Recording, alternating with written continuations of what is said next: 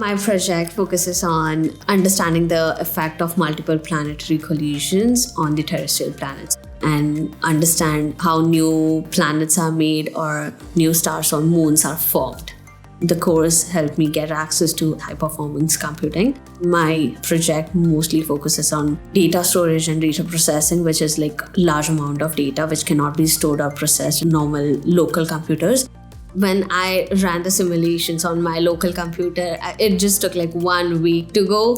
And then I just went to one of my professor and he said, just use HPC. And it worked in like seconds. So that was like really amazing. If I did just the normal data science, I think I would have been just a data scientist. But this course, I feel like it has developed so many skills in me so that I can apply those skills to any different fields which actually uses computing or data science.